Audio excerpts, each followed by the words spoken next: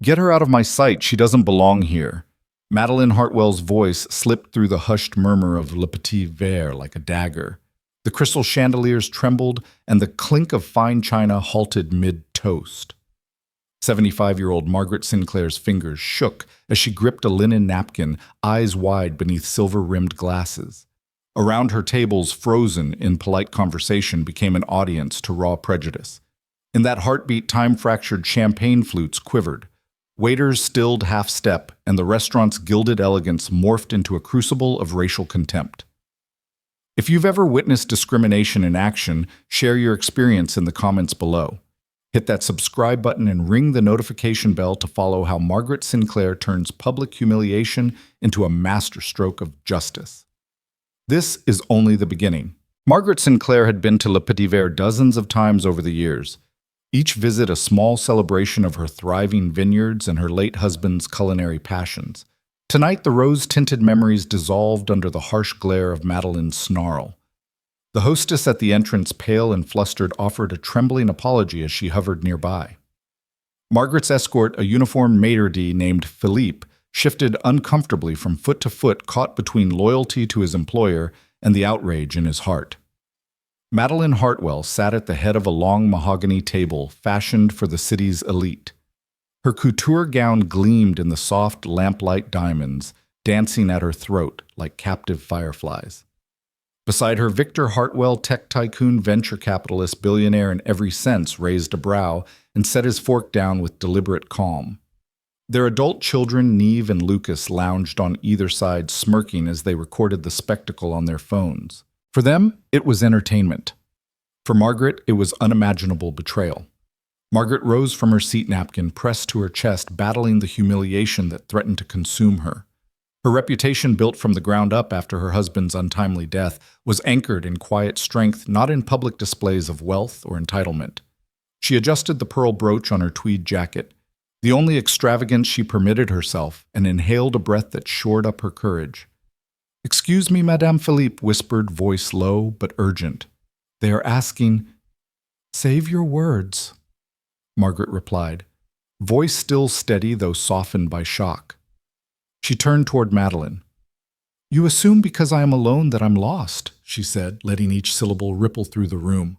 "But I know exactly where I've been and where I belong." A hush fell. Even the waitstaff froze, knives poised in mid-slice. Margaret's words cut deeper than Madeline's insult ever could. Her hand rested lightly on the back of her chair, a gesture of reclaiming space. Around them, diners exchanged uneasy glances. None wished to become collateral in a billionaire's tea. Madeline's lips twisted. "Don't play the matron card," she snapped. Neve giggled. Lucas tisked. Victor leaned forward, silver cufflinks catching the light. "Madeline," he said, voice measured. "Perhaps it's a simple mistake." Margaret met his gaze, unflinching. "Mistakes have power," she said softly. "Yours just inflicted mine." In that charged moment, the restaurant's 1920s-era French windows seemed to close in, trapping everyone in a tableau of privilege versus principle. Philippe stepped back, uncertain whether to pull Margaret aside or enforce the Hartwells' command. Several other staff members hovered at nearby tables, ready to intervene, but unsure whose side the house took. Suddenly, a murmur rippled through the room as digital notifications chimed in pockets and purses. A young woman at the bar tapped her phone and gasped. "Oh my God," she whispered, fingers flying. A hush turned to a hum as screens came alive with the first lines of a live stream. "This is elder abuse, and it's racist." The text scrolled. Lena Cho, a local social justice influencer, had begun broadcasting the confrontation. Her followers surged from 50 to 5,000 in seconds, eyes glued to every sneer and retort. Margaret felt the tide shift. What began as a private act of cruelty now met a public mirror. She straightened shoulders back and allowed herself a small, resolute smile. The restaurant's warmth cooled into purpose. This would not be her undoing. It would be her crucible. Madeline's face burned as she realized every gesture, every word was being archived beyond these walls. She flicked her gaze at Victor, seeking solidarity, but found only the faint crease of regret around his eyes. Her children's filming paused, their facade shaken. Seizing the moment, Margaret placed both hands on the table, leaning in as if to offer family counsel. "I've spent a lifetime building Sinclair Industries from meager beginnings," she said, voice carrying. "I've faced boardrooms, audits, and skepticism, always on my own merits. You may remove me from this table, but you cannot erase what I've built." A single tear rolled down Caroline's cheek. "No, not Caroline." Margaret caught the woman's name tag, Sophie LaRue, party of 4. Sophie's eyes glistened with empathy. Across the room, an elderly couple in a corner booth glanced at each other and nodded solidarity in silence. Some diners reached for their phones, not to record prejudice, but to record protest. Philippe caught between orders, and honor cleared his throat. "Madame Hartwell," he said, voice steady as a diplomat's. "If you would kindly escort yourself and family to the exit, we will not charge you for tonight's service." The words floated like a blessing for Margaret and a rebuke for the Hartwells. A ripple of relief passed through the room. Madeline shot a look at Victor, her power crumbling. He nodded once, decisive. "Yes," he murmured, voice low. "Let's go." Neve and Lucas shuffled from their seats, bitterness flickering in their eyes. As they rose, a hush of approval rippled through the patrons, a collective stand against the spectacle. Margaret touched the back of Philippe's hand. "Thank you," she whispered. He bowed slightly, eyes bright with pride. In that moment, the restaurant transformed from arena of shame into haven of dignity. Outside, Lena's live stream captured the Hartwells exiting into the night's glow, their designer shoes clicking away like a retreat. Lena turned the camera to Margaret, now seated once more, staff gathering to offer menus and apologies. "Madame Sinclair," Lena said softly, "you handled that with more grace than I've ever seen." Margaret nodded, weary but unbowed. As the restaurant resumed its rhythm, soft jazz notes replacing the earlier tension, Margaret glanced around at the diners now raising their glasses in her honor. The clink of toasts sounded like an ancient song of solidarity. In the hush of glasses, Margaret felt the weight of her journey from solitary heiress to a symbol of unshakable dignity. The camera faded to black on Lena's stream with the final message, "Stay tuned, this is far from over." And indeed, this was only the prologue to a story of strategy, justice, and the enduring power of respect. Madeline Hartwell settled back into her seat as though reclaiming her throne, the sparkle of her chandelier earrings catching every flicker of candlelight. The silk scarf draped around her neck, a limited edition Hermes print, had been chosen with ritual precision, its vibrant colors matching the disdain in her eyes. She scanned the room, dipping her chin as though surveying a kingdom of courtiers. Each flash of her manicured nails on the table whispered of an upbringing where every detail mattered, and where mistakes, real or imagined, were never tolerated. Victor Hartwell lifted his crystal glass of Bordeaux with deliberate slowness. He swirled the deep red liquid, allowing its legs to speak of age and pedigree, then sipped with a measured nod that suggested he alone understood the world's finer tastes. His tailored tuxedo bore a faint sheen under the chandeliers, the fabric speaking of Savile Row, but his eyes remained narrowed, watching Margaret Sinclair with a keen, detached interest. He had built his fortune on lines of code and venture capital, tipping the scales of industry.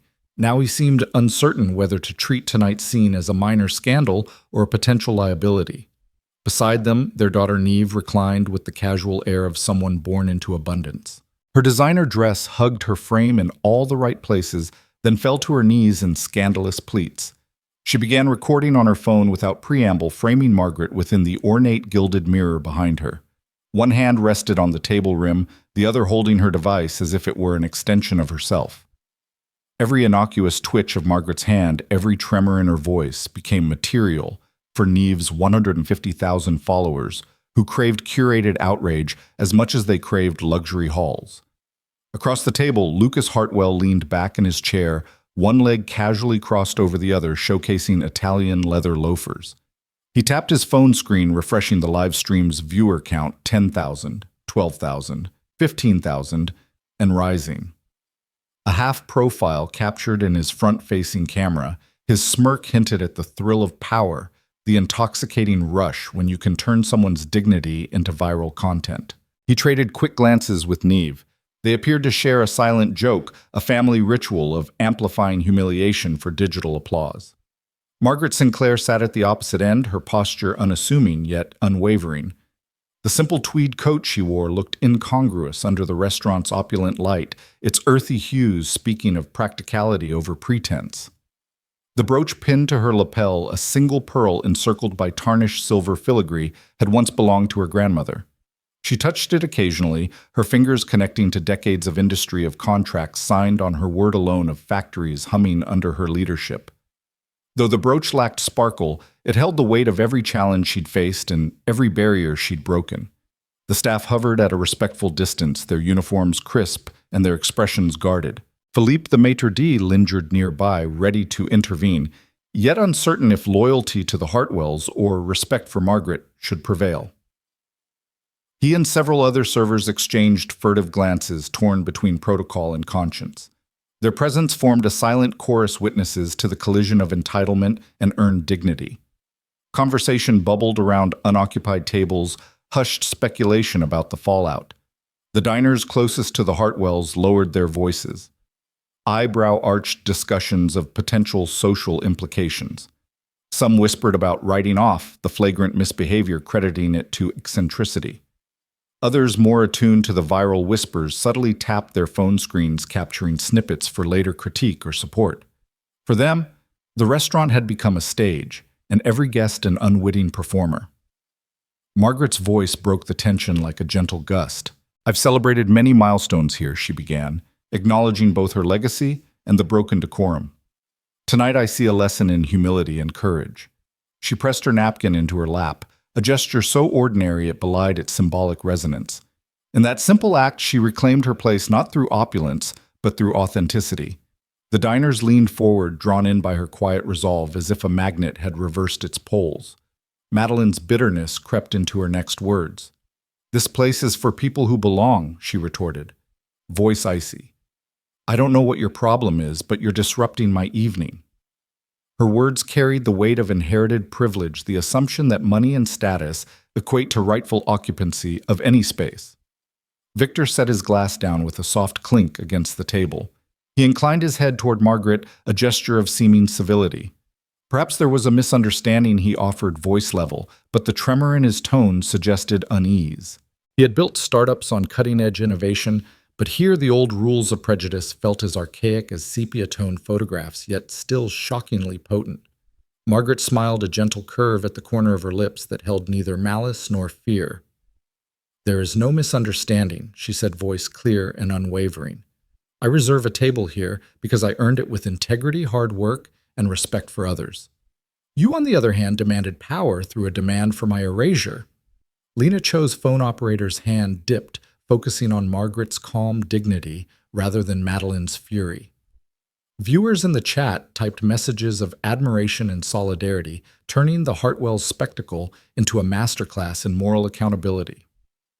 As the numbers climbed 20,000, 25,000, the restaurant's social dynamics shifted. Power had moved from the billionaire table to the hands of a 75-year-old CEO and the global audience bearing witness. In that charged air, Felipe approached, his voice steady. "Madam Hartwell, if you would kindly accompany us to the lobby, we will arrange an alternative dining experience." His words were a lifeline and a final rebuke. There was no discussion of charges or reservations, only the implicit understanding that discrimination had no place in these walls. Madeline's mouth opened, then snapped shut as she realized that every gesture, every syllable, was already immortalized beyond this gilded room. Victor exhaled, his initial composure dissolving into reluctant agreement. Neve and Lucas followed their parents' lead, their phones minimalizing the indignity with cursory taps and regretful expressions. Margaret rose, napkin folding away her indignation. The room exhaled as one. The spell of spectacle broke.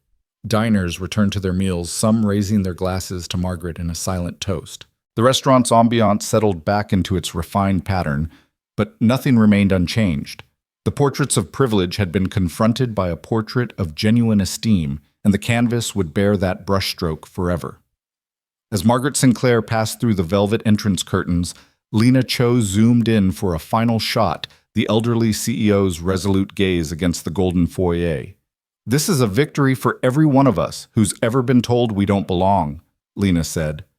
The screen went dark on a flurry of supportive comments. Anticipation palpable for the next chapter in this unfolding saga. No announcement of what followed, just the quiet promise that Margaret's poise and perseverance would guide the narrative from here, transforming Bru's dignity into a beacon for systemic change. In that blending of personal grace and public scrutiny, the stage was set for a story that would reverberate far beyond the walls of Le Petit Vert. Fake reservation. Madeline sneered, her voice slicing through the hush like broken glass. How did you even get in heads turn? Across the dining room, glasses paused halfway to lips, chairs creaked in mid-shift, and waiters froze trays aloft.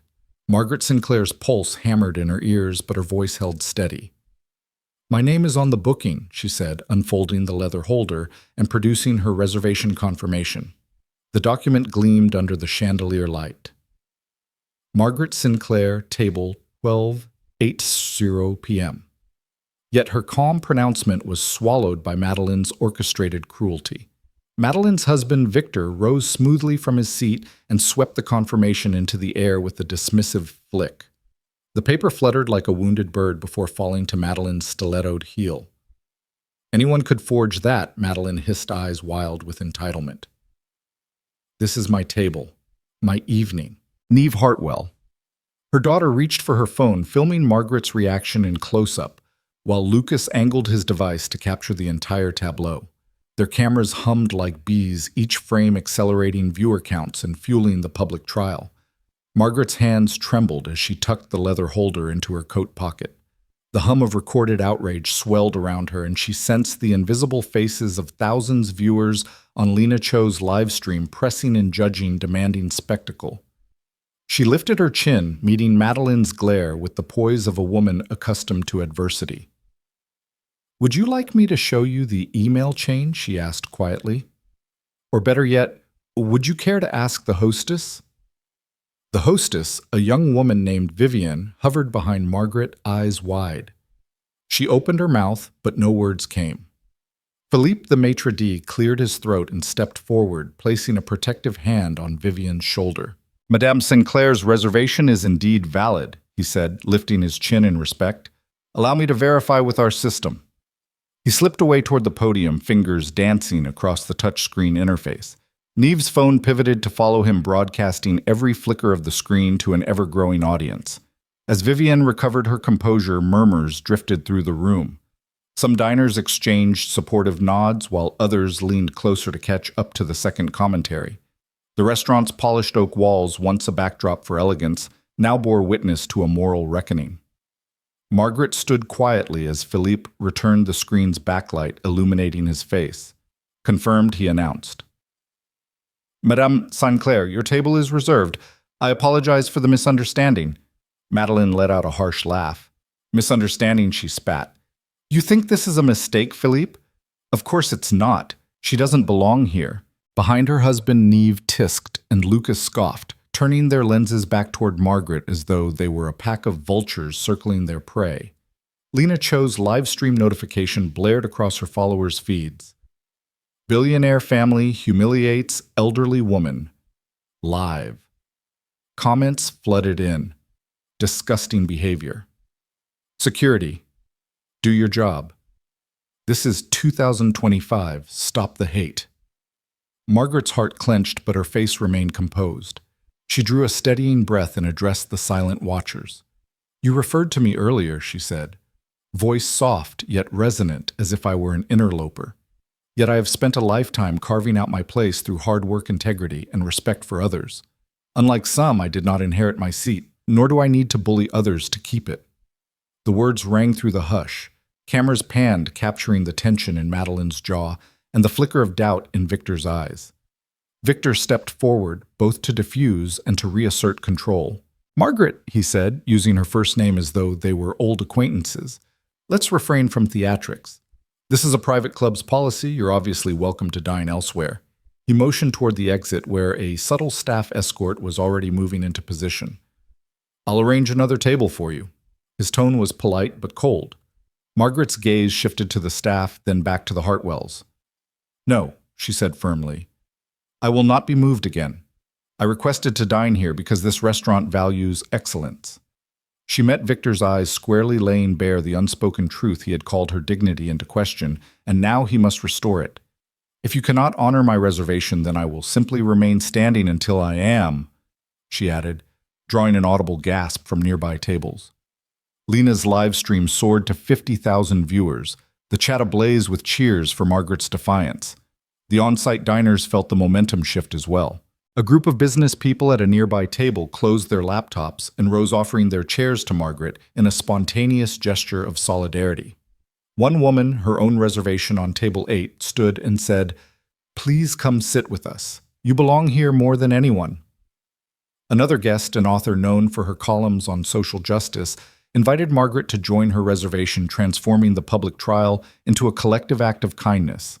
Madeline's face blanched.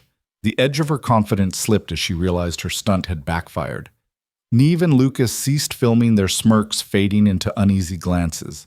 Victor's intervention faltered under the weight of public support for Margaret. The power balance had inverted. They had sought to spotlight her as an outsider, but the diners now hailed her as the evening's true honoree. Margaret accepted the nearest offered seat with a gracious nod. "Thank you," she said, voice warm. "It is an honor." Philippe, seizing the moment, escorted fresh menus to her new table as Vivienne placed a glass of water before Margaret, an unspoken apology from the establishment. Lena switched her camera to focus on Margaret's new companions, their quiet generosity standing in stark contrast to the Hartwells' orchestrated disdain. Meanwhile, Victor Hartwell leaned over to Madeline, voice hushed. "This is getting out of hand. Let's leave." His plea held more power now than any public demand. Madeline's lips quivered as she looked around at the faces turned toward Margaret. People of influence, people of taste, all united in their respect for her composure. She rose shoulders tight with humiliation and swept toward the door, her children trailing like penitent shadows. As the Hartwell family exited, Lena spun the camera back to capture Margaret, surrounded by new allies, an impromptu coalition of diners who refused to let bigotry go unchallenged. The hush in the room broke into warm applause, a ripple of appreciation that washed over Margaret like a benediction. Philippe offered his arm, guiding her to her chair with deference that bordered on reverence. Margaret settled into the seat, smoothing her coat and fastening her grandmother's brooch. She glanced around at the diners, offering sympathetic smiles and nods of encouragement. The digital world beyond their walls buzzed with approval. Justice served, elderly CEO, unbowed privilege, checked in real time. The public trial had begun with an attempt to shame her, but it ended with a reaffirmation of her place, earned, rightful, and universally acknowledged. In that moment, the restaurant regained its elegance, but with a newly tempered spirit. The clink of glasses resumed now in celebration of integrity rather than opulence. Margaret picked up her menu, the familiar weight comforting in her hands. Tonight she would dine not as a victim of prejudice, but as a testament to the enduring power of dignity. Lena Cho's thumb hovered for a heartbeat over the Go Live button on her phone before she pressed it. Instantly, the familiar red dot blinked at the corner of her screen, and the small number of viewers, 50 and growing, exploded upward. In mere seconds, her circle swelled to 5,000, drawn by the magnetic pull of real-time drama. Lena angled her phone so the camera captured every detail: Madeline Hartwell's icy smile, Victor's furrowed brow, Neve and Lucas's eager anticipation, and most importantly, Margaret Sinclair's quiet resilience at the other end of the table. Lena leaned in, her voice dropping to a whisper, even as her live caption scrolled across thousands of screens. "You guys, you have to see this," she murmured, barely hiding the tremor of outrage in her tone. "This is elder abuse, and it's racist. That woman's done nothing wrong." Her words crackled with indignation, the kind born of witnessing injustice. Comments cascaded upward. "She's right. Call security. Disgusting behavior." Each new line jolted Lena, as if the crowd on the other side of the screen was pushing against her back, urging her to tell the whole truth. At first, the Hartwell family barely noticed. Madeline tossed her hair, confident that her social status insulated her from real consequences. Neve held her phone aloft, narrating in an annoyingly casual tone, "Look at her dad. She actually thinks she belongs here." Lucas circled the table, his camera panning to capture Margaret's every micro-expression, his laughter a low soundtrack of mockery. But then Lena's caption appeared on every device in the restaurant. Patrons saw her text overlaying the Hartwells' faces. This is disgraceful. Abuse of power in real time. Suddenly, the room shifted. A businessman in a suit at a nearby table lowered his wine-glass eyes, flicking from his cell phone to the unfolding scene. A group of tourists at the bar pulled out their own phones, joining Lena's feed with their rear cameras to provide multiple angles. Even the maitre d' Philippe glanced over his shoulder, his professional calm giving way to concern. Margaret caught his eye and gave a slight grateful nod, no words needed. Victor Hartwell's phone buzzed in his pocket. He glanced down to see the notification 10,000 viewers.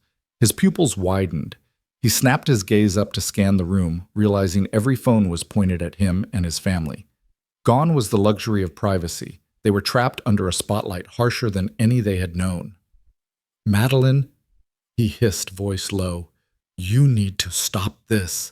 But his words were drowned out by the chorus of Lena's murmurs. "Can you believe this? She's shaming a grandmother." Madeline's laugh, once bright and commanding, faltered as she noticed her own image projected onto screens beyond her control. The cameras picked up each tilt of her chin, each harsh word. A single "ha" that she thought would vanish into the restaurant's ambiance now echoed on social feeds and group chats nationwide. She swung her phone around, shoved it into her purse, but the damage had already spread. Replay loops of her tirade were cropping up in the live comments tagged with outrage emojis and demands for action. Lucas's phone pinged incessantly as his siblings' followers commented faster than he could scroll. "Shame on you." "Call her bluff, show us the menu." That's hate speech. Even some of his own fans turned on him, incredulous that he could film instead of intervening.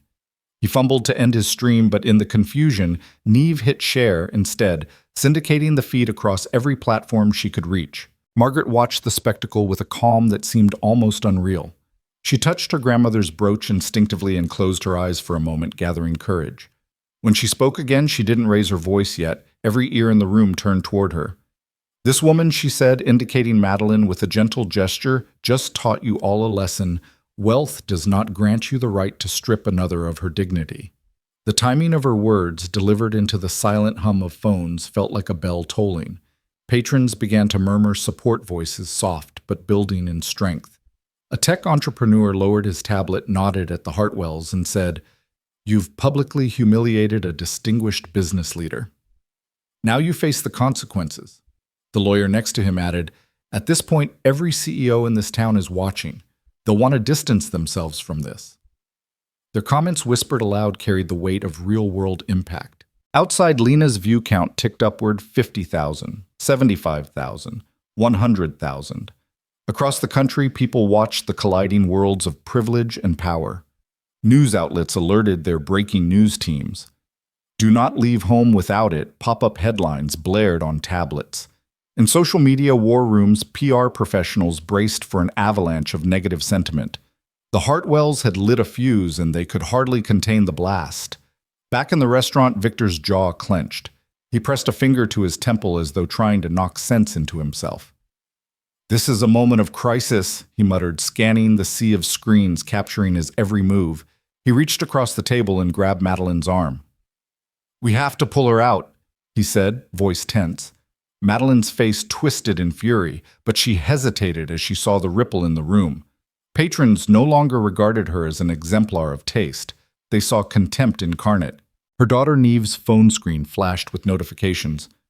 "We demand refunds." "Boycott Hartwell Ventures." "Shut this down." Neve stashed her device in her purse with a flurry of embarrassment, her usual smugness replaced by a dawning panic. Margaret did not rise to her feet. She did not need to. The moral authority she commanded in that moment outshone any physical stance. At Philippe's nod, several helpful patrons rose and approached Margaret, not to escort her out, but to stand guard in solidarity. A trio of executives from a neighboring table offered her water and apologies. The restaurant, once the Hartwells' stage, had become Margaret's fortress of support. Lena's whisper rang clear again. "Look how they're circling like predators, only to be exposed by the dignity of one brave woman. This is how you confront racism, by refusing to shrink." Her viewers erupted in applause, emojis, virtual standing ovations that reverberated in the real world through the diner's smiles and nods. In the Hartwell camp, Victor rose abruptly and signaled his family to follow. "Let's go," he said, voice clipped. Madeline shot Margaret one last hateful glare before turning on her heel. Neve and Lucas trailed, faces flushed, each feeling the sting of seeing themselves on screens castigated by strangers. The restaurant's staff bowed politely as the Hartwells filed past. Their exit was quiet, mechanical, a stark contrast to the uproar their entries had caused. As the doors swung shut behind them, a collective exhale filled the room. The lullaby of the engines resumed the jazz, pianist lifted his hands from the keys, and diners exchanged reflective glances. Margaret sank into her chair, Felipe returning to offer a replacement menu and genuine apology. Lena panned the camera to capture the aftermath, the empty space at the Hartwells' table. The group of patrons surrounding Margaret in protective solidarity, and the staff's cautious smiles. "Thank you," Lena whispered, voice soft now, her fingers trembling slightly as she signed off. "You showed me and the world that dignity can't be erased by privilege." The screen faded to black on a flurry of supportive comments. "Thank you for showing us how to stand up. This will change everything. Long live Margaret Sinclair." In those echoing moments, diners returned to their meals, but with a new ingredient at their tables, the unshakable conviction that respect is not optional, that one person's generosity can inspire a roomful of strangers, and that in the digital age, cruelty can be met and defeated by the unbreakable power of collective witness. Xavier Beaumont approached the podium with the quiet confidence of someone accustomed to crises. Even in its most refined moments, Le Petit Verre had its dramas, and tonight was no exception. The polished wood of the podium reflected the glow of the overhead chandeliers, but Xavier's focus was locked on the touchscreen panel beneath his fingertips. He tapped Margaret Sinclair's name into the reservations system, his expression neutral, professional. The digital display flickered, then settled on a bright green line of text. Table 12, one guest reservation confirmed. A single crisp beep punctuated the confirmation. Behind him, the restaurant's atmosphere shifted. Patrons who had lingered on their appetizers straightened in their seats, glasses of Pinot Noir suspended midair. Waitstaff paused in their passage with trays balanced on forearms. The collective heartbeat of the dining room slowed as though everyone sensed a moment of reckoning approaching. Margaret Sinclair stood at a respectful distance, her posture elegant and unassuming. She folded her hands over the leather holder that bore her confirmation, brushing her grandmother's pearl brooch for reassurance. Her calm aura contrasted starkly with the tension crackling from the Hartwell table where Madeline paced like a caged tiger.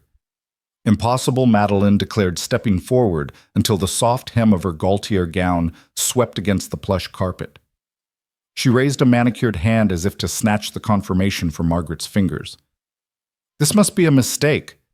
You cannot simply claim my table." Xavier turned toward Madeline with unflinching composure. "Madame Hartwell, I assure you the system does not err in this manner." He tapped the screen again, eliciting another green beep, and the words, "Reservation validated." The two bleeps, precise and unwavering, echoed in the charged silence. Madeline's eyes darted from the display to Xavier and back to Margaret, as though trying to locate a hidden flaw.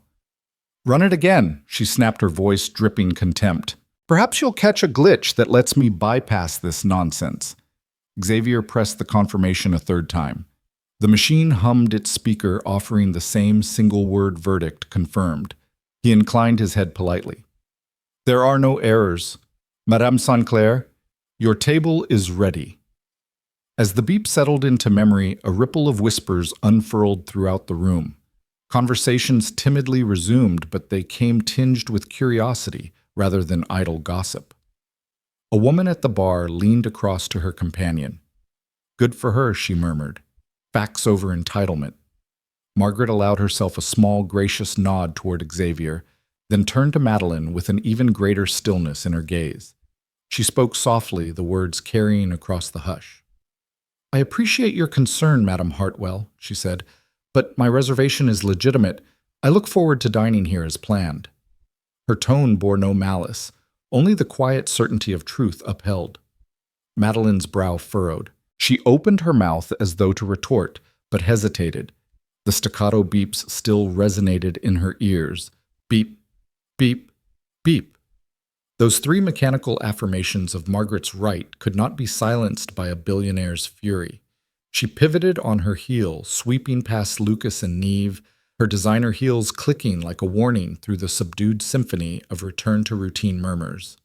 Victor Hartwell rose from his seat, placing a steadying hand on Madeline's back.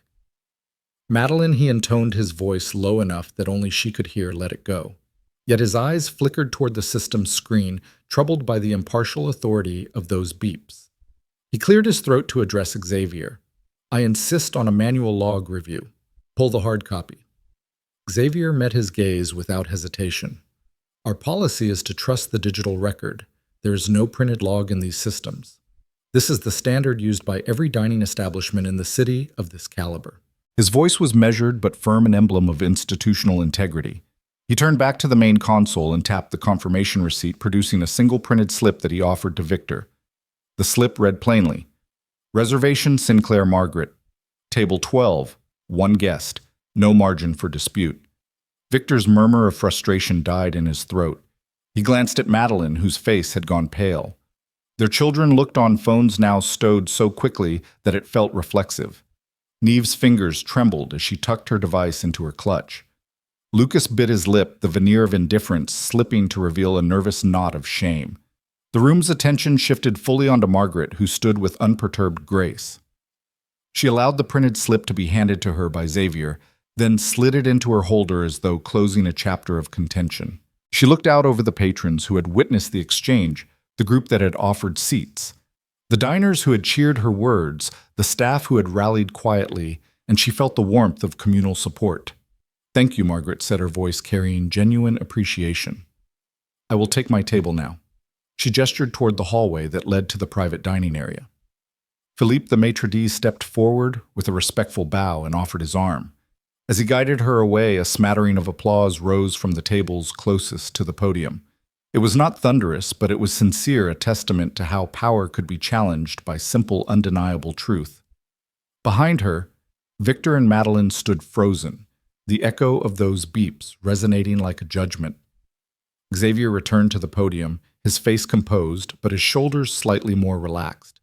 He tapped the screen once more this time to allocate Margaret's table to her reserved, honored, and immune to further challenge. The live stream that Lana Cho had initiated earlier continued to capture every moment, broadcasting not just the confrontation but the triumph of facts over entitlement. Comments flew by. Facts. Don't care about your feelings. Privilege checked in real time. Le Petit Verre just set a new standard. Lena adjusted her camera to follow Margaret's retreating figure, then panned to capture the Hartwells, who were now gathering their belongings in silent retreat. The restaurant's ambiance gradually smoothed back into its refined rhythm. The pianist resumed his gentle melody, and the scent of truffle oil drifted through the air once more. Waiters moved with renewed purpose, determined to compensate for the earlier disruption. At Margaret's table, a fresh glass of water appeared alongside a selection of amuse-bouche prepared with particular care, a silent apology, and a public reaffirmation of her rightful place. Margaret settled into her chair, smoothing the folds of her tweed coat. She tapped the pearl brooch thoughtfully, her heart steady, despite the earlier tremors of outrage. Here she was surrounded by those who recognized both her accomplishments and her dignity. The printed slip of confirmation lay on the table before her like a talisman, a reminder that truth once verified could restore order even in the face of raw entitlement. As she surveyed the room one last time, she allowed herself a small private smile. The facts had prevailed. In a world too often swayed by power and prejudice, a simple digital beep had been her greatest ally. And now at table 12, she would dine in peace, her place confirmed, her dignity intact, and her story continuing to unfold under the watchful eyes of both onlookers and allies alike. Margaret Sinclair settled into the high-backed chair at table 12, with the quiet grace of someone accustomed to command. The candlelight danced across the polished silverware forks, knives and spoons arranged with exacting symmetry, and she allowed herself a single, unobtrusive breath. Around her, the hum of resumed conversation filled the restaurant, but for Margaret, the world had narrowed to the soft tick of her simple watch against her wrist. Each second was a measured beat in a larger strategy. Time itself had become both ally and weapon. She looked across the table at the empty place once claimed by the Hartwells. Their abrupt departure had left a void, but it was not one she mourned. Instead, it was a canvas for what would come next. Her lips curved into a faint, knowing smile, one that carried decades of corporate battles, boardroom showdowns, and negotiations where a single phrase could alter destinies. She had weathered hostile takeovers, regulatory investigations, and the dismissive glances of executives who underestimated her at every turn. Tonight's indignity was but another skirmish in a much larger war. The Maître d'Philippe hovered respectfully at her shoulder, eyes cognizant of her unspoken command. He laid a refill of still water before her, the glass's crystalline frame a clear reminder that dignity could be as transparent as it was unbreakable. Margaret offered him a grateful nod, and he retreated with the deference owed to both a valued guest and an unassailable victor. At the bar, Lena Cho paused her live stream not because she intended to cut coverage, but to catch her own breath. Behind her, camera viewers poured in now, edging toward 100,000, all eyes on the woman who had turned humiliation into empowerment. They watched her every move, hungry for what would come next. Lena's phone pinged with donation alerts and messages of solidarity. "You're a champion. Can't wait to see her next move." But Lena only nodded, thumbs poised ready to broadcast Margaret's next act of quiet defiance. Margaret's gaze shifted to the small cluster of patrons who had offered their seats earlier. A retiree couple in the corner booth, a young entrepreneur with a laptop, and the author from Table 8, who had invited her to join mid-scene. Their discreet smiles showed that they understood the gravity of this moment. In that simple gesture of solidarity, they had transformed their own evenings into a real-time lesson on respect and courage. She let her fingers brush the pearl brooch at her lapel, a token passed down from her grandmother, a silent witness to generations of women who insisted on their worth in male-dominated spheres. The brooch's subtle sheen was more potent than any diamond, a testament to perseverance over pretense. Tonight it would serve as her emblem as she prepared to turn the page on this chapter. Across the room, Xavier Beaumont stood at the podium, cataloging the next round of arrivals on his mental ledger. A senator and his aide, a tech startup founder, known for philanthropic endeavors, and a publisher scouting for fresh voices. All of them had witnessed the denouement of the Hartwell's cruelty, and now they were about to witness something far greater. Xavier's eyes flicked to Margaret's table, acknowledging her presence not as a concession, but as the rightful center of attention. Margaret inhaled the faint waft of truffle oil and rosemary-infused bread, comforting scents that underlined the impeccable craftsmanship of Le Petit Verre's menu. The evening service was orchestrated with the precision of a symphony. Servers glided between tables, sommelier decanted rare vintages, and the pianist's gentle chords underscored each bite. But for Margaret, these sensory luxuries were mere background to the larger orchestration she was conducting in her mind. She thought of the press release pending in her assistant's inbox, a concise statement of her family's decision to call off the merger with the Hartwell conglomerate. She imagined the headlines, "Sinclair Industries withdraws $1 billion proposal after public discrimination." The financial markets would tremble at the news analysts recalibrating revenue projections and investor portfolios. Competitors would scramble to seize market share, unaware that the true shift had already occurred in the realm of ethics and accountability. Margaret checked her watch again, 4 minutes until the hour she and her team had predetermined. 4 minutes until the ping of her secure corporate line would prompt a chain reaction from legal counsel, firing off termination notices to her communications director distributing the official statement. 4 minutes until the Hartwell brand would discover that influence built on prejudice could not withstand the weight of incontrovertible fact and strategic resolve. She allowed her gaze to roam over the diners, now clustered in small pockets, whispering to one another. Their phones illuminated with Lena's live stream. Some records streamed still frames. Madeline's frozen sneer, the triple beeps of the reservation validation, the Hartwell's hasty exit. Others offered commentary experts invited to weigh in on the syndication rights hashtags already trending, #dignitywins and #privilege unmasked. Tonight the restaurant was both stage and amphitheater, and every witness played a role in ensuring that the next act would not be lost to time. A server placed a silver dome before Margaret the amuse-bouche, a delicate mushroom tartlet crowned with microgreens. She inhaled its earthy aroma and allowed it a moment of appreciation. The satisfaction of that single bite would be dwarfed by the sweetness of the victory yet to come. At her elbow, Felipe cleared his throat gently, offering a discreet nod toward her purse. Inside lay the secure smartphone that bridged her to headquarters, a vessel through which she would consign her adversaries to history. Margaret opened the purse, fingertips grazing the soft leather, feeling the reassuring weight of the device. It contained her digital signature, her final instrument of justice. Margaret let her watchful catch the eye of a passing server who moved with purposeful discretion to adjust the candle's flame, ensuring the light glinted softly rather than glaring. Everything in this space was calibrated, every detail harmonized to support an experience of refined elegance. Yet elegance was nothing without substance. Margaret intended to demonstrate that tonight's substance would outshine spectacle. She considered the path that had led her here, the early years building Sinclair Industries in a cramped office above a shuttered bookstore. The nights she spent poring over budget sheets while her peers socialized. The courtroom battles where she defended patents against predatory takers. The boardrooms where male executives casually dismissed her proposals only to retract their doubt once her initiatives delivered profits.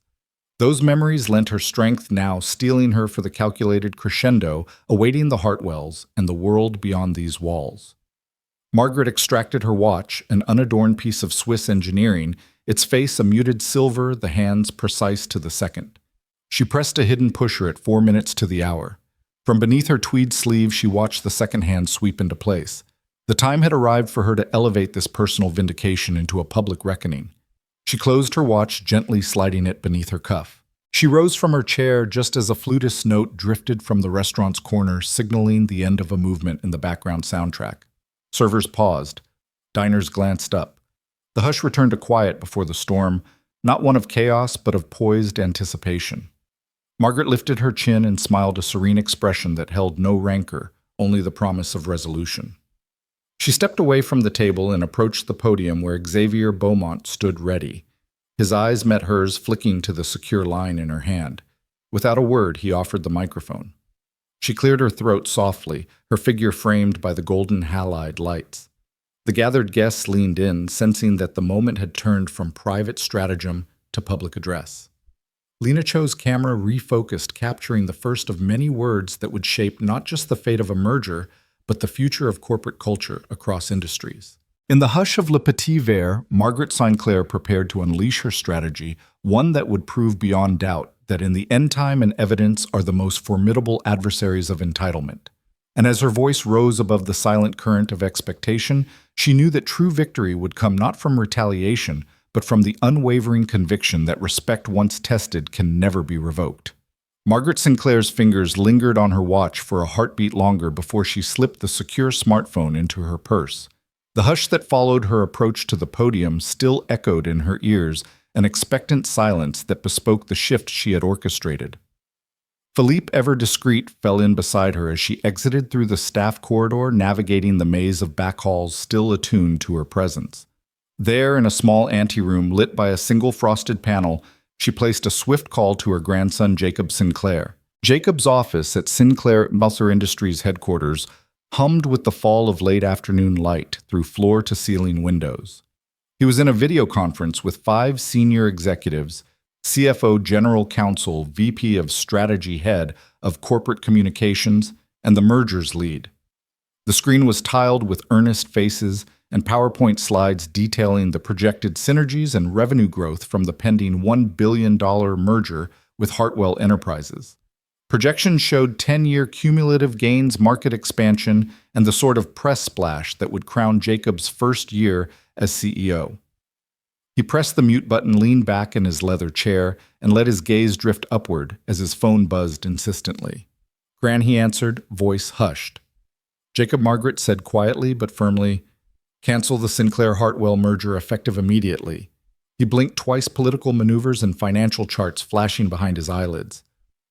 "What, Gran, that's not possible. We're in the final hours. The board vote is tomorrow." Her tone was softer than steel. "Not possible means you haven't considered all imperatives. You know why. You saw the live stream." She paused, allowing him to feel the weight of her words, entitlement exposed, dignity weaponized. "Execute Order C-91. Send the termination notice now. Notify legal communications and trading." Jacob sat upright. The executives on the screen leaned forward, mouths opening to speak, but he unmuted. I'm sorry, this is a change in corporate direction. Effective immediately, we terminate the merger agreement with Hartwell Enterprises. Legal team draft the termination letter under Clause 23.8b. Communications prepare a public statement explaining our decision. In the anteroom, Margaret closed her eyes briefly, then slipped the call. Felipe exited as she re-entered the dining room, invisible once more to the still lingering patrons. But at headquarters, the machinery of corporate warfare roared to life. Jacob's CFO, a lean woman named Diane Park, clicked through her spreadsheet, recalculating pro forma statements in real time. She let out a breath, murmuring, "The $1 billion commitment will vanish from the books. We'll need to write down a $150 million breakup fee under Schedule E." She shared the notes with the general counsel, a sharp-eyed man named Rodrigo. Rodrigo's fingers flew across his keyboard, drafting the terse yet unambiguous letter pursuant to Clause 23.8b of the merger agreement. Sinclair Industries hereby cancels all obligations to Hartwell Enterprises, effective immediately. We regret any inconvenience. Meanwhile, the corporate communications team gathered around Jacob's speakerphone. Marketing Director Salma Ahmed tapped out a draft on her tablet. Sinclair Industries prioritizes respect, integrity, and mutual trust. Following recent events that contradict these values, we have elected to terminate the proposed merger with Hartwell Enterprises. We remain committed to our stakeholders and will pursue future partnerships that align with our ethical standards. A colleague appended a social media plan ready to suppress Hartwell mentions and amplify messaging on dignity and corporate responsibility. As the termination letter zipped across encrypted lines to Hartwell's legal counsel, trading algorithms at Sinclair Industries triggered auto-sell orders. Within seconds, the ticker symbol SLI sank 5% in after-hours trading. Market data feeds blinked red, echoing the shift. Traders on their home monitors called their brokers, murmuring about the abrupt change in strategy.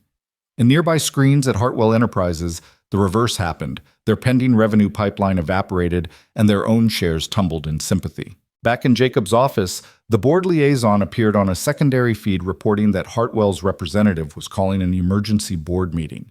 Jacob's jaw tightened. He turned to Diane. "Prepare contingency plans for replacing the lost revenue.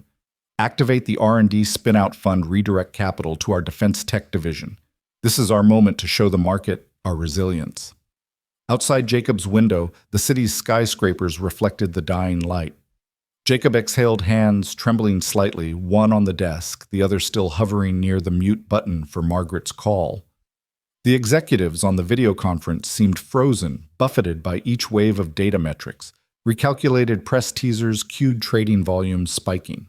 Their expressions shifted from surprise to resolve. They would weather this storm under his leadership. At Le Petit Verre, dinner service resumed its rhythm, but with a new undercurrent. Patrons speculated in low tones about the fallout. A retired general quipped that any enemy seeing Sinclair's swift purge would think twice before making demands. A hedge fund manager nodded approvingly, impressed by the decisive rejection of prejudice-tainted alliance. Margaret sat back her meal, now served a delicate fillet of bass with a beurre blanc that sent tendrils of lemon and herbs across her palate. Yet she barely tasted it. Her mind was already tracking the cascade of consequences unfurling around the globe. That night, social media resonated with breaking news: Sinclair Industries calls off $1 billion merger. After discrimination scandal trended worldwide. Hashtags like #dignity matters and respect. Winds blazed across feeds. News outlets scrambled for expert interviews. Corporate ethics professors hailed Margaret's stance as paradigm shifting. Financial analysts debated whether the true cost would be outweighed by the reputational gains. Chat rooms buzzed with praise for the 75-year-old matriarch who had turned an insult at a dinner table into a boardroom coup. In the days that followed, Jacob convened with division heads to reallocate resources. Teams that had lined up for a mass integration with Hartwell now found themselves working on alternative projects: AI-driven logistics, next-gen cybersecurity, smart grid defense. The silver lining emerged quickly: a renewed focus on core competencies trimmed overhead, and a corporate culture galvanized by a collective recommitment to values. At the Hartwell offices, the chill of rejection settled like snowfall in an abandoned courtyard. Victor Hartwell's signature deal lay in tatters. Madeline retreated from public view, her social calendars suddenly barren. Their children watched their own networks of followers evaporate brands, dropping sponsorships to distance themselves. The family name, once synonymous with elite privilege, now carried a stigma that no amount of PR spin could entirely erase. Margaret, however, returned to headquarters with a modest flourish. In her office overlooking the corporate garden, she placed a fresh pot of tea on her desk and watched as Jacob and his team navigated crisis calls with calm authority. She allowed herself a moment of pride. She had wielded time and evidence as weapons sharper than any legal clause redefining power in real time. The empire she had nurtured for decades now stood on firmer moral ground, its foundation reinforced by the hard lessons of an evening's atrocity. She unclasped her grandmother's brooch and held it in her palm. Then, with a gentle click, she affixed it back to her lapel, sealing another chapter in her legacy one, where respect, not mergers, not market share, not viral spectacle, remained the true currency of corporate life. In that quiet epilogue, the values she espoused continued to shape the world around her, long after the cameras turned away and the world moved on to its next headline. Lena Cho's thumbnail camera hovered above her phone as the viewer count ticked upward, 15,000, 18,000, and then settled on 20,000. She pressed her lips together, the hum of the restaurant's piano muted behind her. "This is huge," she whispered, zooming in on Margaret Sinclair's composed profile, before tilting the lens toward the Hartwell table, now empty, but not for long. By the time Jacob Sinclair's secure line rang off the hook, the story had already blown beyond the restaurant's gilded walls.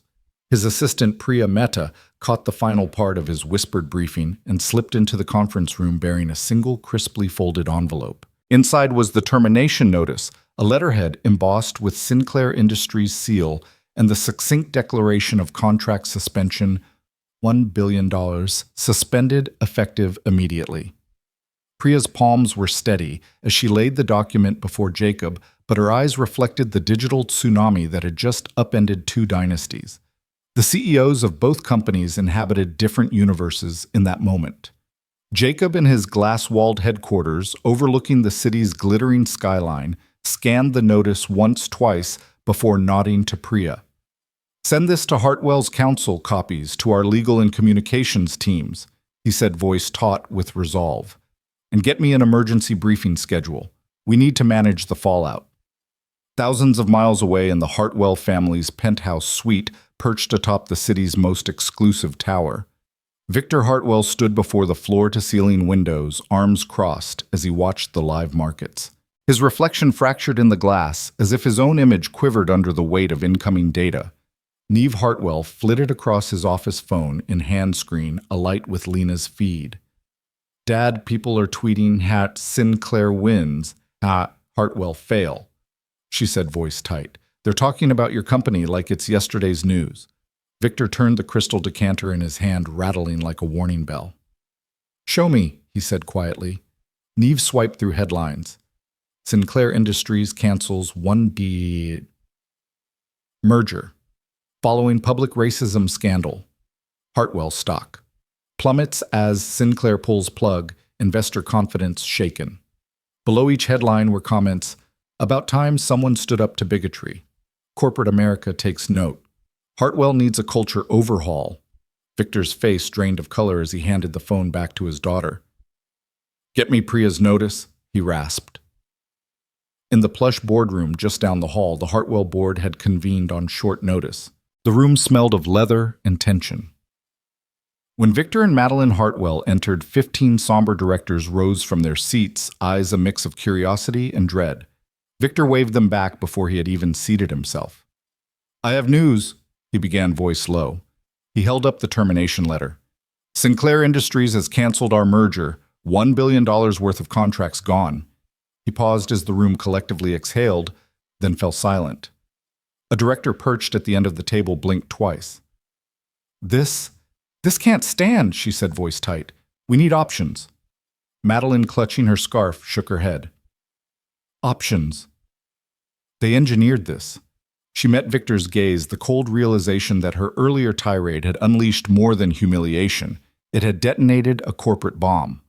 Back at Sinclair Industries, Jacob paced before a bank of screens in the crisis center. One displayed live stock data. The ticker SLI dipped 7% in after-hours trading, then stabilized as advisors recalibrated projections. Another screen showed Hartwell's symbol HWT plummeting 12%, the red candlesticks plunging like a litany of rebukes. Jacob's fingers tapped a secure keyboard, sending memos instructing finance to prepare for breakup fees, instructing communications to craft statements of dignity defended. We stand by our decision, he dictated, and will reinvest the freed capital into R&D and ethical partnerships. Priya, flanked by legal counsel and communications staff, orchestrated a triage operation. They refined talking points. This was not just a commercial decision, but a moral imperative. The communications lead adjusted Twitter language to emphasize respect and zero tolerance for discrimination. Legal counsel readied a press release making clear that Clause 23.8b empowered Sinclair to void agreements under material breach of conduct standards. Meanwhile, Yo, a freelance journalist attending a tech conference nearby, broke the narrative. Sinclair's bold stand shocks. Wall Street analysis piece. Within minutes, other outlets picked up the story, layering context. Margaret Sinclair's dignity versus Hartwell privilege op-ed. The corporate media machine had found its new star, an 80-year-old matriarch who had translated a personal affront into a seismic market shift. In the Hartwell suite, directors wrestled with damage control. One proposed a show of remorse, public apology, diversity initiatives, immediate removal of Madeline from all public roles. Another warned that half measures would do more harm than good. Madeline sat rigid, the memory of Margaret's calm dignity haunting her. She glanced at the termination notice again, one page that spelled the end of her social standing and the beginning of her isolation.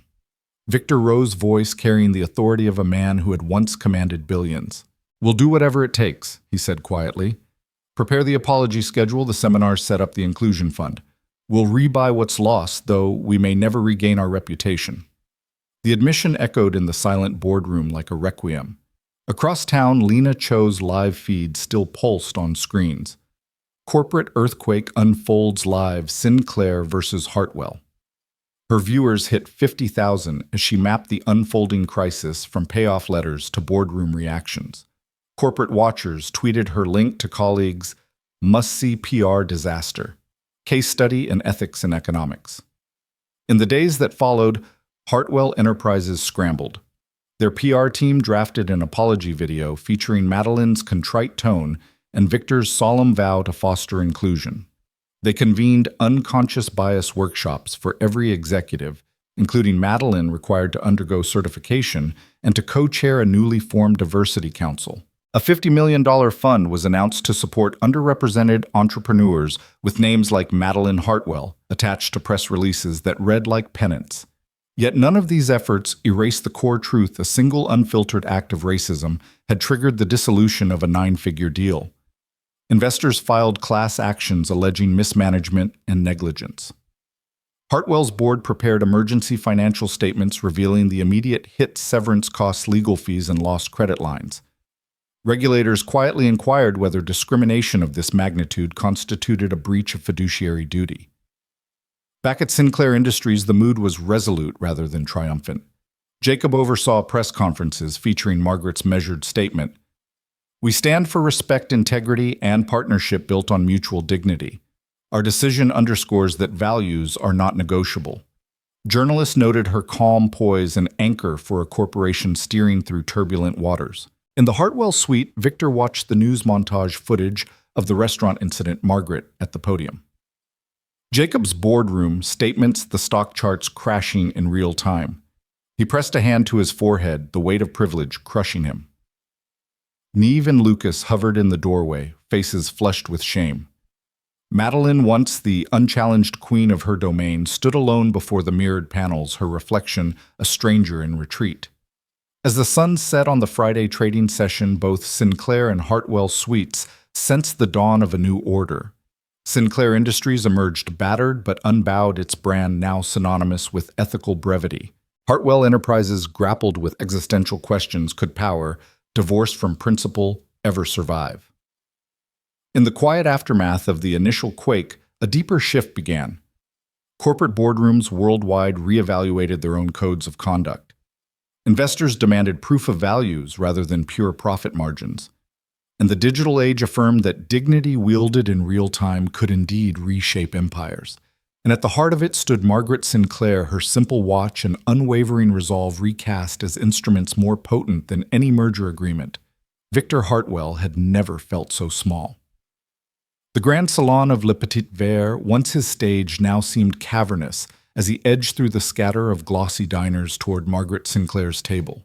His tailored shoulders, usually squared with the assurance of untouchable wealth, slumped beneath the weight of a brand collapsing in real time.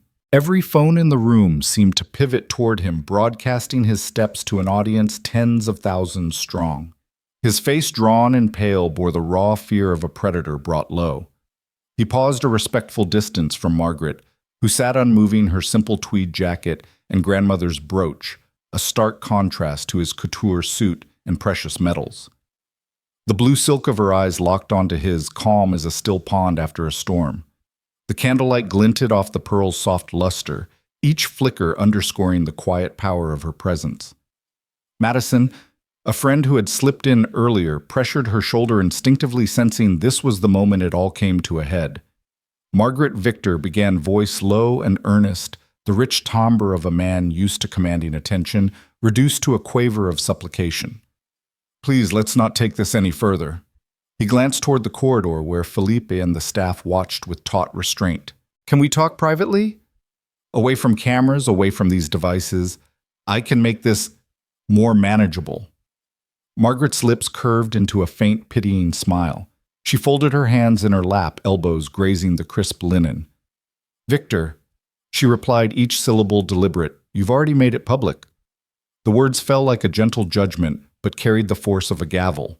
Behind her, Lena Cho's live stream caption scrolled across screens, "Victor Hartwell begs for privacy too late." Victor's jaw clenched as he swallowed hard. "Not everyone needs to know every detail," he said, gesturing helplessly at the chorus of glowing phones. "Let's keep this between us." He paused, voice catching. "So we can restore some dignity before the world judges you and me." A light, stifling laugh escaped Margaret, not mocking but softly amused. "Dignity," she said, the word floating across the candle-bright table.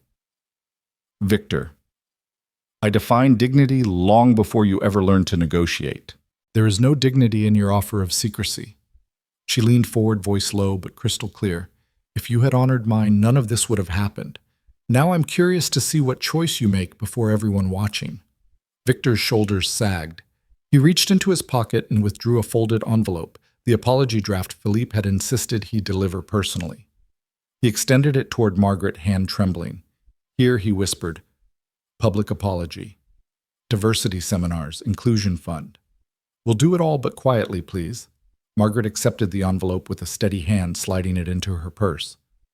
"Thank you," she said, tone warm but unsparing. "But that apology, those seminars that fund, let's show the world you mean it." She straightened, voice rising just enough to carry. "Publicly. On every channel. Live. So everyone can see your choice." Victor's gaze flicked to the glowing screens, phones, tablets, television monitors in the back lobby showing Lena's stream. Each device captured his next move in unblinking clarity. The audience had shifted from passive observers to active participants, demanding spectacle over whispers. He exhaled, the sound heavy in the hush, and let the rest of his posture follow into reluctant acceptance. He nodded once sharply. "All right," he said, voice rough but resolute. "Let's do it." He drew back, signaling Philippe. "Please," he added to Margaret, "we'll make the announcement here in front of everyone. It's the only way." His plea no longer felt like a request, but a pact enacted under collective scrutiny. Margaret inclined her head, a gesture of both acknowledgement and triumph. "Very well." She turned her gaze to the room, lifting her hands from her lap. "Ladies and gentlemen," she began, voice carrying the gentle authority of a seasoned leader, "it seems my friends and I have some work to do. But first, you deserve the truth." Phones stilled as if held by invisible strings. The surrounding diners leaned forward, their curiosity renewed now that the Hartwells intended to share their terms. Victor cleared his throat and rose, pulling the apology draft from his jacket. He glanced at Margaret, her expression patient, unwavering, and took a breath. "I am Victor Hartwell, he said, voice amplifying across the table. I have behaved in a way that betrayed not only Mrs. Sinclair's dignity, but the values of this establishment and the community we serve. For that I apologize without reservation. He unfolded the draft and read, To Margaret Sinclair, the Sinclair Industries Board, and the public at large. My family and I failed to extend basic respect and equality to Mrs. Sinclair at this venue.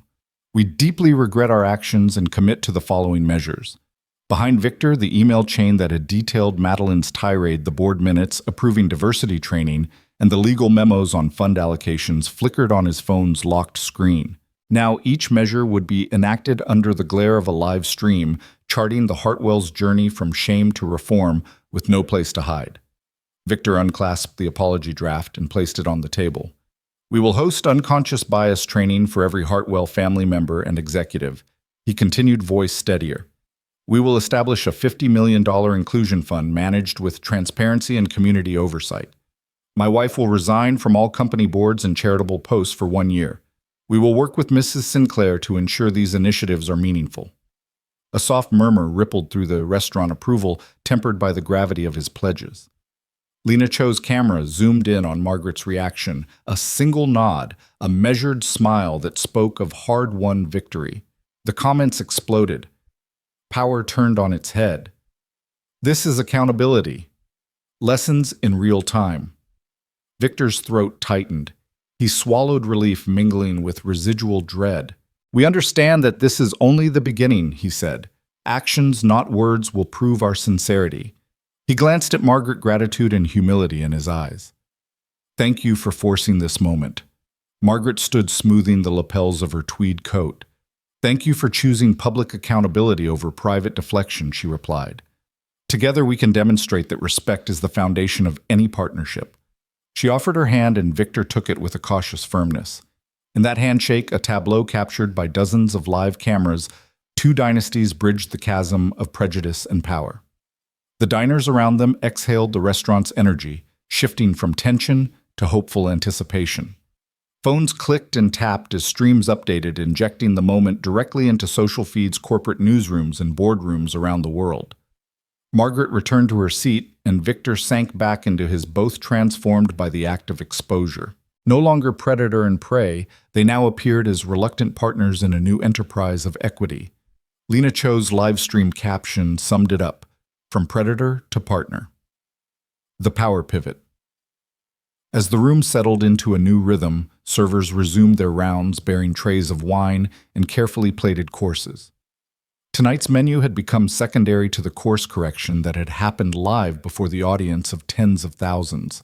Yet the final dish, Margaret reflected, was more satisfying than any truffle risotto, the knowledge that she had pivoted power not through vengeance, but through the unblinking lens of public accountability. And as the candles burned low, the restaurant's elegant walls absorbed the resonance of a lesson unmistakable in its clarity. When entitlement is exposed by evidence and courage, even the mightiest can be compelled to choose transparency over secrecy and respect over reprisal. Margaret Sinclair gestured toward the center of the long, polished table where a single leather-bound portfolio lay open. The restaurant's candlelight flickered across its pages, illuminating the crisp lines of text that spelled out each resolution path. Jacob Sinclair, her grandson and newly appointed CEO of Sinclair Industries, stood to her right, his posture poised but tense. Opposite him, Victor Hartwell, once predator, now supplicant, hovered at the edge of the group, his tailored suit pressed from hours of high-stakes negotiation and public reckoning. Around them, diners paused, glasses poised mid-air, as though sensing that the final act was upon them. Margaret cleared her throat, her voice calm, yet carrying the unmistakable weight of command. Gentlemen, we have arrived at a crossroads. Each path before us will shape not only our companies, but the very principles by which we operate. She tapped a page and Jacob shifted forward, reading aloud the first option, full termination of the Sinclair-Hartwell partnership. The words hung in the hush, immediate cessation of all joint ventures, R&D collaborations, and shared intellectual property agreements. No further negotiations, complete dissolution of ties. Victor's eyes widened, the color draining from his cheeks. He ran a hand through his hair, his breathing shallow. That Woody began, but Jacob cut him off with a measured nod. Jacob continued, voice steady. Option 2, partial salvage. We suspend the largest contracts, those accounting for roughly 60% of our combined revenue, while maintaining smaller-scale partnerships. This would preserve some operational continuity, but trigger workforce reductions estimated at 500 positions across both firms, overseas manufacturing plant closures, and a 40% drop in projected Defense Division revenues. Victor's knuckles whitened as he gripped the back of a nearby chair. He cursed under his breath, eyes flicking to the live-streaming phones that swiveled to capture every syllable. Neve Hartwell, filming from her seat with an updated view count, glowing in her screen's corner, murmured to Lucas, Option 2 is a death sentence, just slower. Margaret nodded toward Jacob, and he turned a page, revealing the final proposal. Option 3, he said, weight behind each word is a public apology and an inclusion-focused recovery plan. It consists of 3 core elements. First, a formal on-camera apology from Victor and Madeline Hartwell, acknowledging their misconduct and commitment to change. Second, the establishment of a $50 million inclusion fund co-managed by Sinclair Industries and Hartwell Enterprises to support underrepresented talent in technology and engineering. Third, mandatory unconscious bias training and board-level diversity audits for all Hartwell executives, including Madeline's resignation from all public and board positions for a period of 12 months. For a heartbeat, the room was still. Even the restaurant's resident pianist seemed to pause mid-phrase, his fingers hovering above the keys. In that silence, every diner sensed the magnitude of the choice, a corporate dagger, a bitter pill, or a chance at redemption writ large. Victor swallowed his Adam's apple, bobbing visibly. He swallowed again, then spoke voice low. Option 3 requires exposing our mistakes to the largest possible audience. He craned his neck to meet the lenses capturing his every expression. It means airing our shame so that it cannot be swept away behind closed doors. Margaret offered him a small, sympathetic smile. Redemption is never free, Victor. It demands both contrition and action. She paused, allowing her words to settle, then met Jacob's gaze.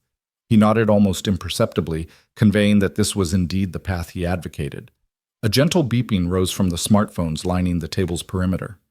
Lena Cho's live stream had surged past 75,000 concurrent viewers. In the chat scroll, comments exploded. This is how you own your mistakes. Option 3, all the way. Let's see some real consequences. Victor ran a hand across his forehead and inhaled. Looking from Margaret's calm dignity to the expectant faces around him, diners, whose applause or condemnation would shape social media threads for days. He turned to Madeline, whose patterned scarf trembled against her throat as she watched the words sink in. Her designer heels tapped nervously on the floor.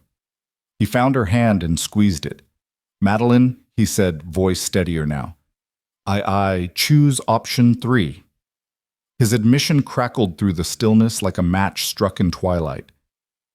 We will apologize publicly. We will create the inclusion fund. We will undergo training and will step aside from positions we do not deserve to hold. He exhaled as if unburdening a decade's worth of entitlement. Neve let out a soft breath, her phone lens finally still. Lucas sat in stunned silence, lowering his device as though discarding a tainted toy. The tension that had flickered like static in their family's aura evaporated into tentative relief. Jacob stepped forward, placing a hand on Victor's shoulder. Thank you, he said, voice firm. This is the path forward. He turned to Margaret, offering a respectful bow of his head. On behalf of both organizations, we commit to uphold these terms. Thank you for your leadership. Margaret rose, smoothing the folds of her tweed jacket. Our partnership can still forge new frontiers, she said, voice warm and resolute. But it will now be anchored in mutual respect and shared responsibility. She extended her hand to Victor, sealing the pact in a gesture broadcast live to every screen in the room. As their hands met, a ripple of applause moved through the restaurant. Soft at first, then building into genuine, heartfelt acknowledgement. Glasses clinked again, but this time in celebration of accountability, rather than caviar and champagne. Diners raised their phones to capture the handshake, sending snapshots and short clips to their networks. Sinclair Hartwell Pact signed corporate redemption in action. Real change starts tonight. Behind the scenes, Xavier Beaumont stepped forward to officiate the transition back to standard service, his posture reflecting both relief and pride.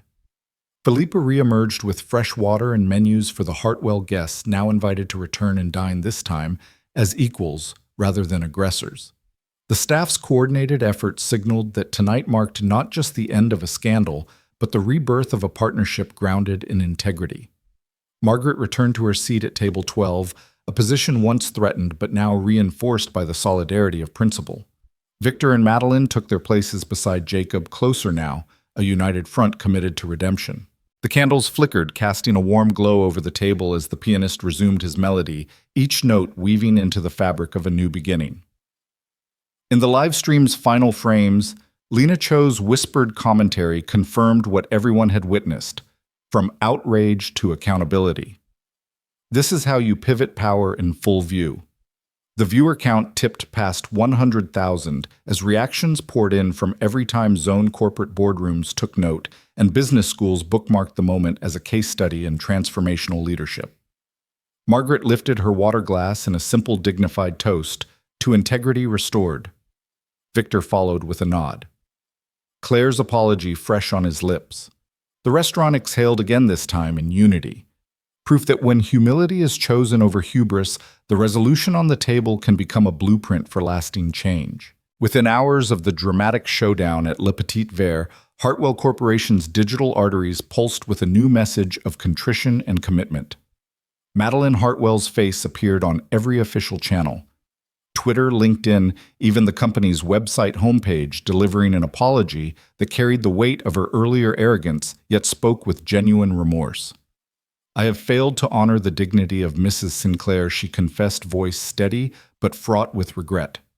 I am committed to learning from this moment and ensuring that every person who works with or for Hartwell Corporation feels respected and valued. The clip rolled on a loop, each replay amplifying her vow to change. By mid-morning, HR directors across Hartwell's 100-plus global offices found their inboxes flooded with scheduling requests from unconscious bias consultants. Mandatory workshops were slotted into calendars with methodical precision. No executive spared, no branch exempt. In the New York headquarters, the largest auditorium buzzed with nearly 500 employees filing in for the first session. A slender banner proclaimed Hartwell Corp toward a more inclusive tomorrow, framing the stage where trainer Dr. Elaine Morales would soon unpack microaggressions and systemic prejudice. The murmur of restless anticipation gave way to attentive silence as staff members from junior analysts to senior vice presidents realized that this was not a perfunctory checkbox.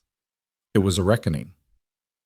Meanwhile, the inclusion fund Madeline had pledged sprang to life with matching speed. A corporate press release announced the Hartwell Inclusive Futures Fund $50 million to be dispersed over 5 years for scholarships, grants, and community partnerships aimed at underrepresented talent in STEM fields. Applications opened that day, and websites clicked through thousands of student essays, nonprofit proposals, and startup pitches. By lunch, Hartwell's community outreach team was on calls with historically black colleges, women's engineering associations, and veterans support groups confirming the fund's first recipients. In an unexpected twist, Margaret Sinclair contacted Madeline personally, offering to co-chair the advisory board and lend Sinclair Industries' expertise to vet the proposals. Across corporate America, headlines heralded the Hartwell turnaround as both overdue and exemplary. Investment firms issued cautious optimism, noting Hartwell Corp's swift course correction as a positive indicator of adaptability. CEOs of rival companies scrambled to issue statements of solidarity, pledging their own bias training initiatives. Within 48 hours, a coalition of tech giants, defense contractors, and financial institutions announced a joint pledge to implement similar inclusion funds with contributions ranging from $10 million to $100 million. Business newsletters buzzed with talk of a new standard accountability at the highest levels. Back at Hartwell Corp's global headquarters, the first unconscious bias workshop commenced in earnest. Dr. Morales stood before an audience whose size dwarfed the chic restaurant scene where the scandal had erupted just days prior. Her voice carried the same gravity as a corporate earnings call. Bias is not a failing of the heart, but a flaw in the systems we build, she began. Interactive polls lit up attendees' screens. 62% of participants admitted to holding unexamined assumptions in hiring. 74% confessed to never questioning workplace stereotypes. Group exercises followed role plays, reflections, and journaling prompts that peeled back layers of privilege. For the first time, boardroom titans heard colleagues testify to small indignities long endured. Silenced voices overlooked promotions, unspoken frustrations. The days that followed saw a ripple of policy revisions. Job postings now included clear diversity statements and anonymized application processes. Performance reviews were updated to assess cultural competency alongside quarterly metrics. Hartwell's executive compensation plans were restructured, a portion of bonuses tied to measurable improvements in diversity and inclusion scores. In a town hall that streamed company-wide, Victor Hartwell himself stood before the masses, admitting his initial blindness to the needs of marginalized staff. "I must be proactive, not reactive," he declared, in ensuring that Hartwell Corp becomes a place where respect is a birthright, not a privilege. Meanwhile, the Sinclair-Hartwell saga became case study fodder for business schools. Professors dissected the timeline in lectures on crisis management ethics and corporate social responsibility. Guest speaker invitations poured in for Margaret Sinclair and Madeline Hartwell, alike Harvard, Wharton, Stanford. Panel discussions revolved around the interplay of personal accountability and systemic reform. Students debated whether social media's unflinching eye had forced the hand of corporate governance or whether genuine moral awakening had taken root. The consensus lean toward a hybrid technology had shone a stark light on misconduct, but true change required authentic commitment. On the ground floor, the Hartwell campus transformed physically, too. The central courtyard, once a sterile expanse of glass and steel, was landscaped with native plants chosen by employees from diverse cultural backgrounds. Murals celebrating the company's new values sprouted along lobby walls. Dignity is our DNA, and innovation flourishes in inclusion.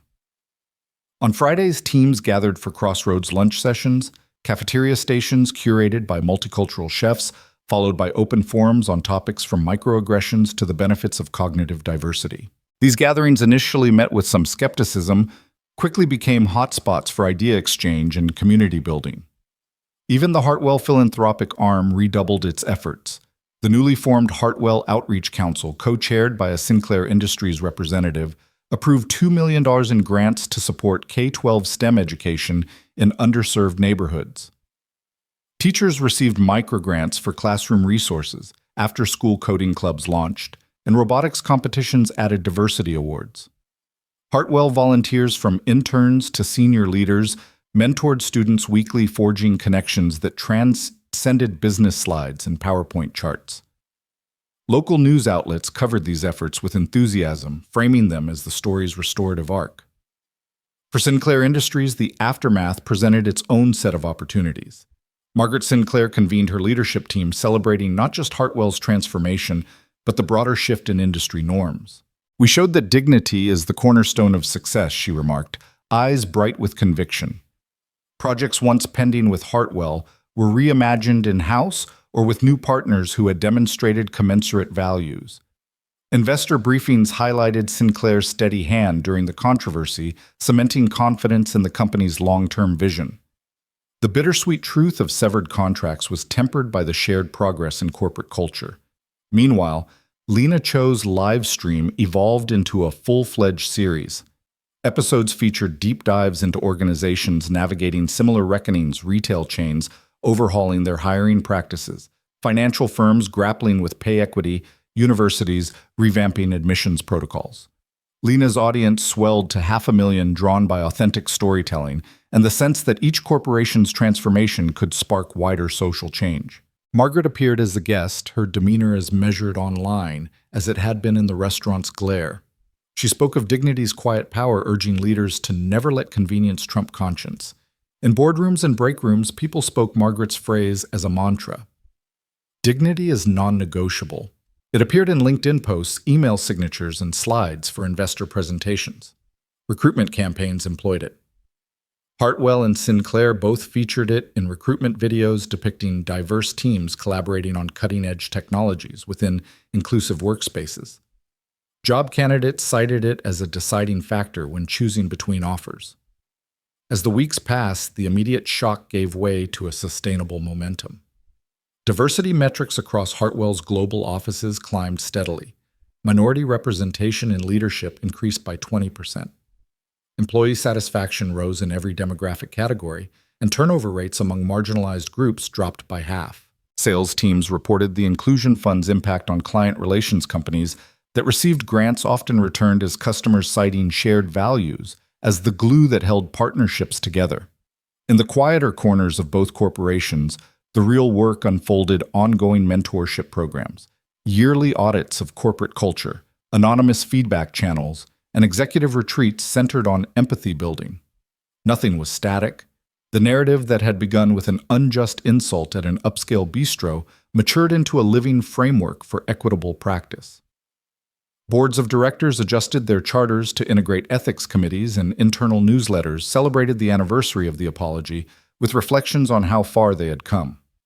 At a joint Sinclair-Hartwell gala 6 months after the incident, Margaret Sinclair and Madeline Hartwell shared a stage to inaugurate the first cohort of Inclusion Fund scholars.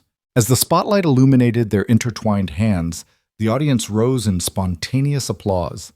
Flashbulbs popped, capturing a tableau of reconciliation and resolve that would grace business history textbooks for years to come. When the evening winded down and the final notes of the string quartet faded, Margaret took a solitary moment on the balcony overlooking the city lights. She reflected on the journey from whispered prejudice to sweeping reform and allowed herself a small, knowing smile. The power of dignity had reshaped not just 2 companies, but rippled outward to challenge the norms of an entire industry. In that quiet reverie, she understood that the truest measure of success was not market share or quarterly profits, but the enduring respect that each person carried forward in every boardroom, classroom, and community touched by their collective transformation. Months had passed since that fateful evening at Le Petit Verre, but the consequences of Margaret Sinclair's unflinching stand had only grown more profound. In the hushed corridors of government buildings, her quiet reputation as a person of principle preceded her name. Sinclair Industries, under Jacob's steady stewardship, had swiftly translated the fervor of public support into tangible progress. Within weeks of terminating the ill-fated merger, they secured 2 landmark contracts with the Department of Defense. These deals focused on advanced avionics systems and secure communications protocols totaled more than $600 million, a direct testament to the Pentagon's confidence in a partner who valued both integrity and innovation. Margaret learned of the new contracts during a conference call with the company's lead engineer, who spoke with unguarded excitement. She sat in her modest office, its walls lined with framed patents and photographs from field tests. Even now, she wore her simple tweed jacket and grandmother's brooch, a deliberate choice that spoke to the authenticity she had championed. The brooch, with its softly glowing pearl, seemed to capture the morning light, as if affirming her belief that genuine value shines brightest when rooted in substance, not spectacle. "Congratulations, Margaret," her engineer said, voice brimming with pride. "Our work on the encrypted communication module won them over. They said they appreciated our commitment to transparency, no hidden fees, no last-minute withdrawals." Margaret allowed herself a brief, satisfied smile. "Thank you," she replied. "Let's ensure we honor that trust. It's our responsibility now to deliver exactly what we promised, and then some." Across town, in the newly revamped headquarters of Hartwell Corporation, the atmosphere was electric with possibility rather than apprehension. The unconscious bias seminars and Inclusion Fund had become part of the company's daily rhythm. Diversity metrics, once a stubborn afterthought, now gleamed on the digital dashboards in human resources and the executive suite, a 30% increase in underrepresented groups in leadership, a 45% jump in employee satisfaction scores, and a retention rate among diverse hires that exceeded 90%. The metrics were more than numbers. They represented individual stories of first-generation engineers, veteran analysts, and women who had carved their way to the front lines of innovation. Madeline Hartwell, whose public apology had once seemed merely reactive, now found herself genuinely invested in these programs. She made it a point each week to sit in on advisory board meetings for the Inclusion Fund, listening as recipients presented proposals for robotics workshops in underserved communities or scholarships for female coders. In one memorable session, a young naval officer spoke of using her Hartwell grant to develop an AI tool to predict supply chain vulnerabilities in disaster zones. Madeline's eyes glistened with pride and newfound purpose. It was a moment that reaffirmed how far she had come from that night of arrogance, this time wielding privilege as a force for good rather than as a weapon of exclusion. One crisp morning, Margaret found herself invited to speak at a joint Sinclair-Hartwell gala, celebrating the one-year anniversary of their post-crisis partnership. The venue was an art museum, its soaring glass walls framing a panoramic view of the city skyline. Under a canopy of twinkling lights and abstract sculptures, she took the stage in her now signature tweed ensemble. The audience, a diverse mix of defense contractors, academic leaders, nonprofit directors, and young professionals, looked on expectantly. Margaret's voice, clear and assured, carried through the hall.